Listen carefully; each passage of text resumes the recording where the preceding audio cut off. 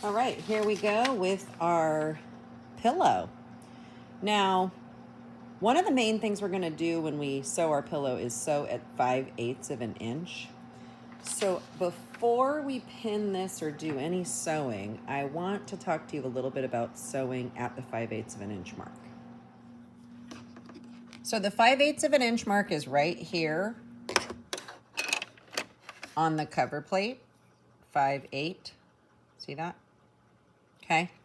And I did talk about this when you stitched your packet, and you should have stitched your packet's pages together at 5/8. So if you actually watched the video and did it correctly, you got full credit. And if you did not, you may not have got full credit because you didn't bother with that. So in order to stitch on 5/8, one of the things I talk about in the packet video is how always you want to have all your fabric on the left-hand side, never smashed in here. Okay, this just doesn't, that's not how it's done. Okay, so you want to have everything on this side. So I'm going to use a practice piece here, and I folded it in half just so it doesn't wad up. And what I'm going to do is I'm going to stitch all the way around all four sides just to practice doing the 5/8 mark. And I highly recommend you guys do the same.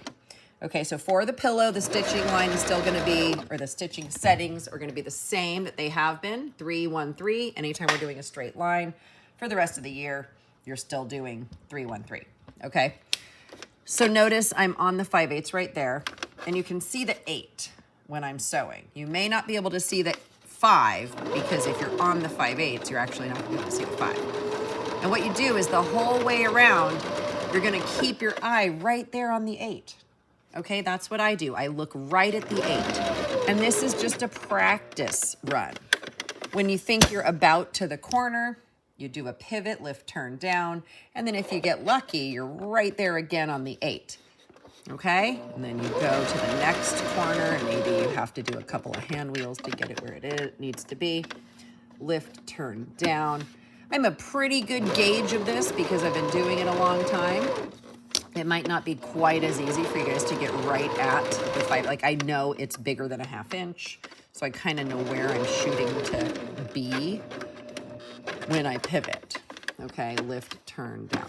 And this is not something you need to show me, but if you are interested in doing a very good job on your pillow, you might want to just do a practice run doing 5/8 of an inch all the way around. So mine looks like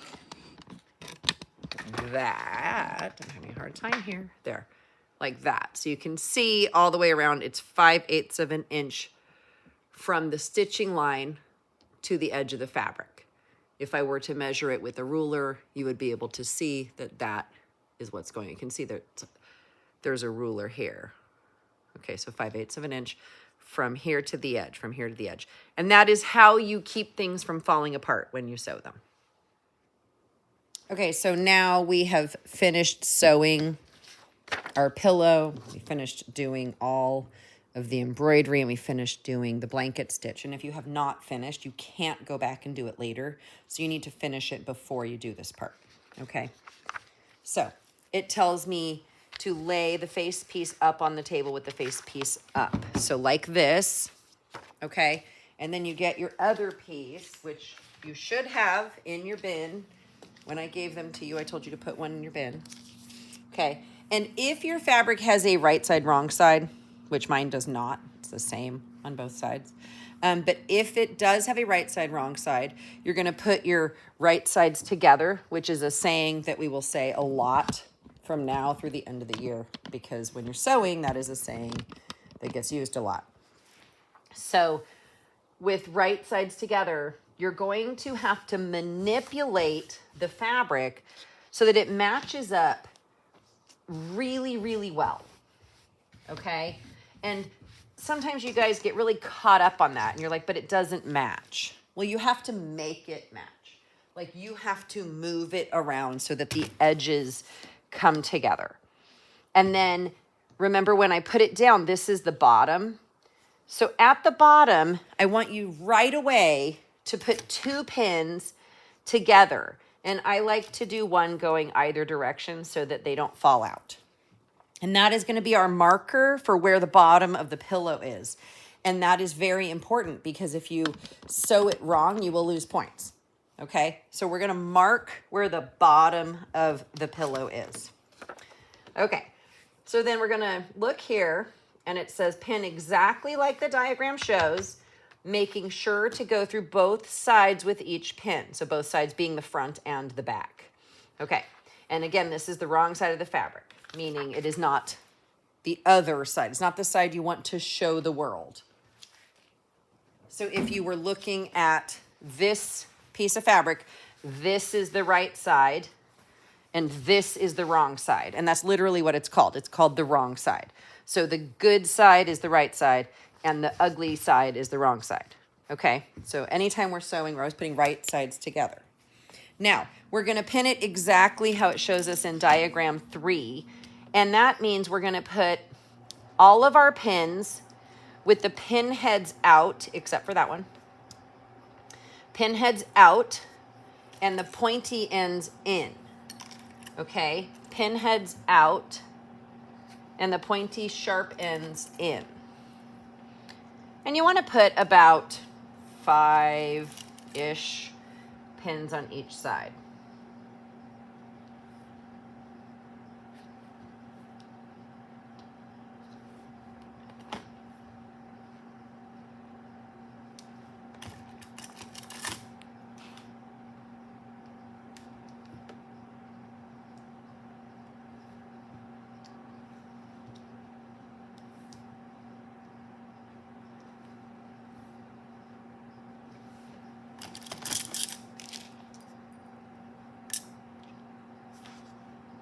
And every time you pin, you want to go through to the back side. So you should be able to see all the pins on the back. And I still see people doing this kind of pinning where you just go down. No, that one is like that. That does not hold. If I pull on this, that comes apart. Okay, so it has to come back up. If you pull it, put it so it goes down and up, it doesn't come apart. So you have to do it right. There's just no way around it. That's one thing I think a lot of you have figured out with sewing is you can't cheat. There's just no cheating. It doesn't work. Okay, so I have all of these pinned all the way around. When I flip this over, I can see it's also pinned all the way through. And I have these threads and they don't matter. They can just be there, okay? So I can see all my pins on both sides. All right, so I know this is the bottom because it has the double pin, right? So that's important. Don't lose track of that. Now we're gonna use a ruler and we're going to mark a 5-inch area where the opening is going to be. And the rulers are around, they're on my desk or something. So just look for them. And we need a 5-inch opening that's gonna be at the bottom of the pillow. If you've looked at any of my sample pillows, you know a lot of them are still wide open on the bottom, and that's because I use them later on when I show you how to sew up the pillow. So that's why they're like that. But if you look at them, there's a 5-inch opening on the bottom, underneath the face. And this has to be here. It can't be here, it can't be here, and it can't be on top, okay? So it is important that you mark the right spot. So I am going to mark a spot near the middle.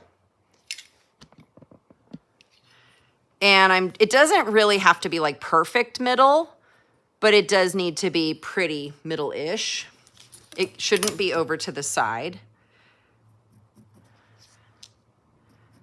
And I want to mark it so that I won't see it ever. So I'm not going to draw super, super dark. I'm not going to use a marker. I'm going to use something like a pencil's great because you can see it. And look, it doesn't show up on the other side. Okay, you could use chalk for sure. If you wanted to, you could put more pins, double pins, whatever. But make sure that you mark your 5-inch opening and make sure you do it near where we're gonna be sewing. Because remember, we're gonna be sewing at a 5/8 mark. So we're gonna sew about there. And you don't have to draw a line or anything, but I'm just showing you. So you want it to be visible when you're sewing. So that's the reason we're doing that, is so we know where to start and stop.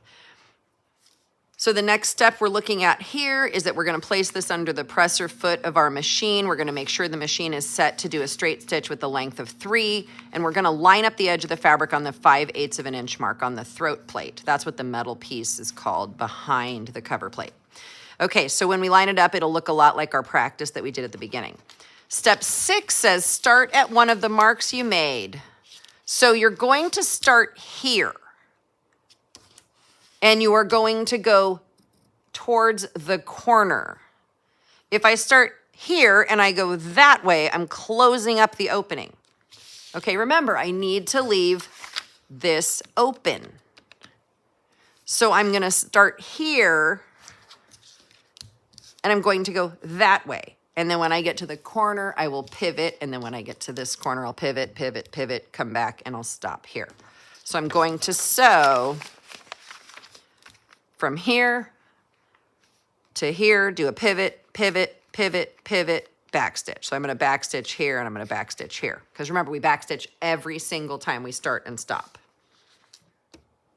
Okay, so I have the presser foot sitting right here on top of this pin where I made the mark.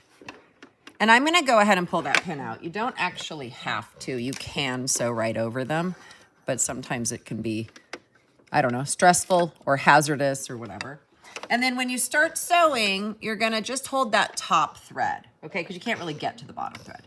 And then remember, every time we start and stop, we're gonna do a back stitch. So I'm gonna go forward 4 or 5 stitches and back 4 or 5 stitches.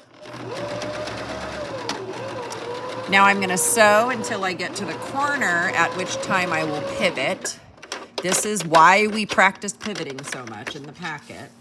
And I'm using yellow thread. You need to use the thread that matches your fabric, okay?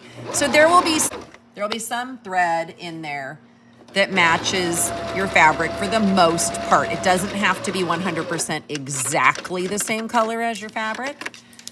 I am using yellow so you can see it, like I'm using it on purpose, okay? You also need to get a bobbin that matches.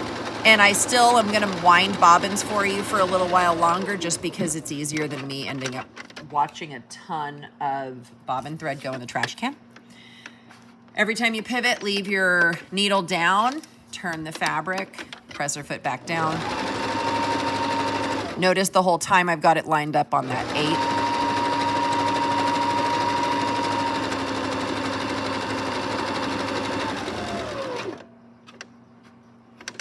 I went a little bit too far, so I'm actually gonna back up so that I can get my pivot in the right spot, okay?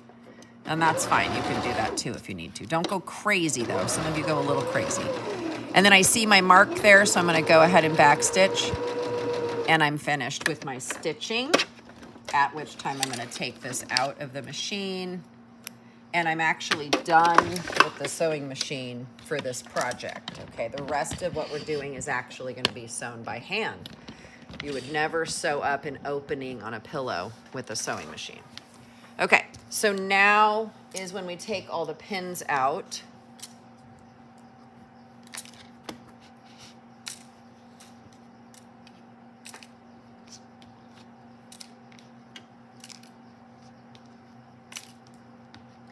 And we are going to turn this and make sure we turn the corners out really well. So you're gonna push it through the opening. And then you're gonna go to cabinet 4 and you're gonna get yourself a point turner. There are a variety of different point turners in there. I'm gonna use this one, and I'm gonna use the pointy end. And I'm gonna put my hand inside the pillow and just push the corners, but don't push too hard or it'll poke right through the fabric. And I'm gonna turn them until they get to where they are totally square.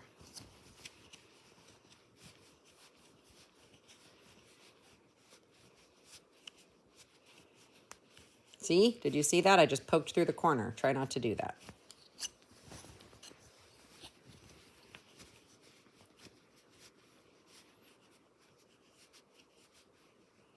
You can even use a eraser end of a pencil.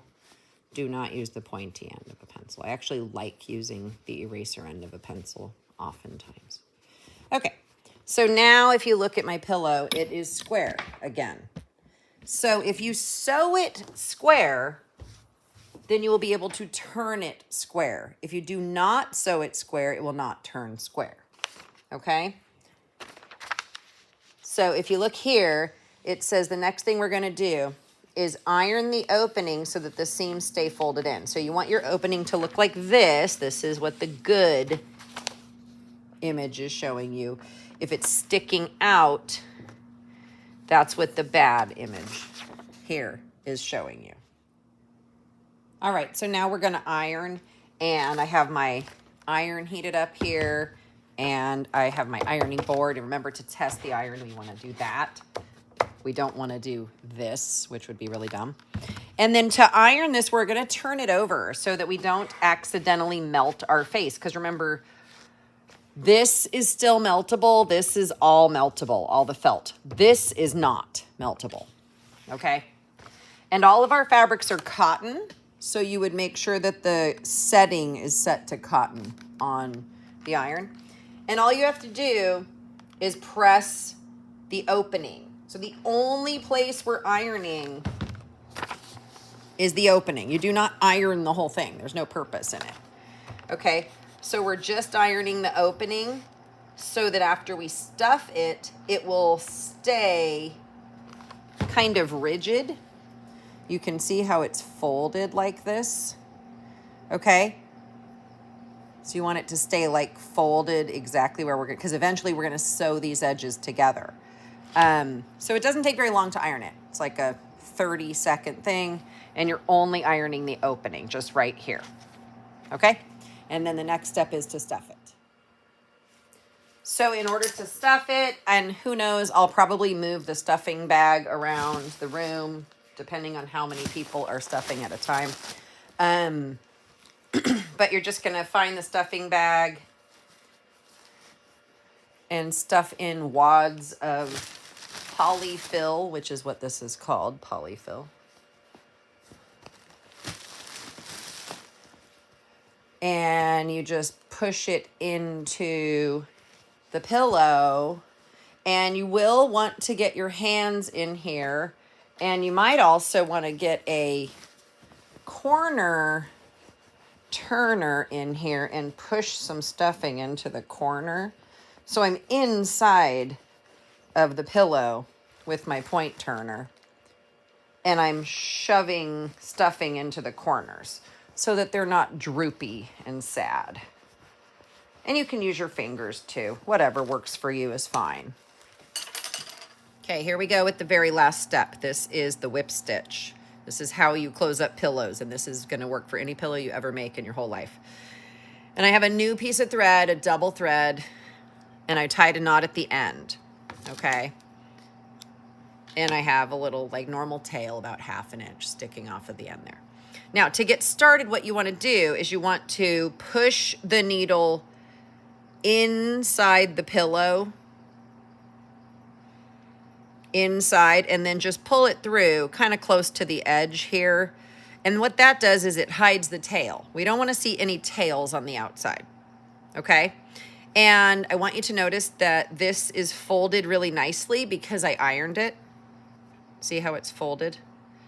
That's because I ironed it. So I know exactly where the edge is that I want to sew together so it comes together really neatly. Now, the whip stitch is super easy. This is gonna be your favorite sewing stitch because it's just the easiest thing. Okay, so what I did was I got a tiny bit of fabric from each side, a little tiny bit from here, a little tiny bit from there, and I'm gonna pull it through. Every single time I take a stitch, I'm going the same direction. Okay, so every time I'm going that way, pull it through. Every time I take a stitch, I'm going the same direction, and I'm just taking a tiny bit of fabric from each side, pull it through. And you can see it makes it nice and flat and neat and tidy, and it's not bulging, and it looks intentional. And if my thread were the right color, it would be invisible. Like you wouldn't even be able to see it. So that's why you want to make sure you use a really matching color, as close as we've got. Okay, and I'm pulling it through every time I do a stitch. And one thing that some people get really hung up on is making this so microscopically small that they don't make any progress. Like they just are doing the stitches so tiny, they never even move. So you do need them to be big enough that you're moving like maybe 1/4 of an inch with each stitch. Like this shouldn't be something that takes you half an hour to do. It should take maybe like 15 minutes at the very most, because it's pretty simple. Okay, and every time you just take a little bit of fabric from each side. Pull it through. And if your thread gets shorter than your finger, you get a new thread. You probably remember that. And you can always get more thread. That is never a problem.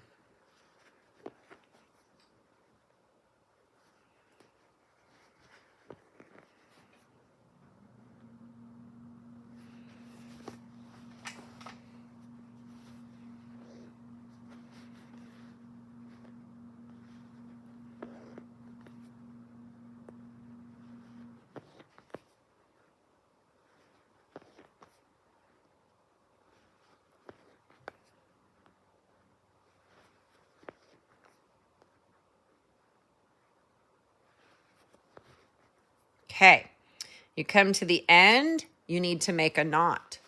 We know how to do this. This should not throw you for a loop, okay? You're gonna just take a super small stitch. You're gonna catch it around your needle 3 times. Same thing we've done over and over and over and over again. Tighten it up with your thumbnail. And then remember how we always took that extra stitch? You're definitely gonna take the extra stitch. But there's one additional thing so you don't have any tail sticking out.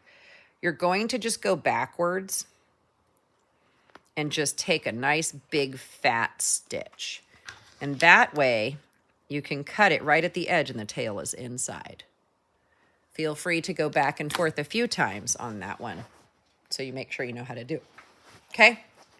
And at that point, your pillow is finished. And when you think you're done stuffing your pillow and you think it is at the right texture, come up and squeeze one of mine. Okay, there's some on the wall, there's some probably around the room on my desk or whatever, and see if it feels like it's the right texture. It should not be hard like a rock, it should be soft like a pillow, okay? And that's how you know.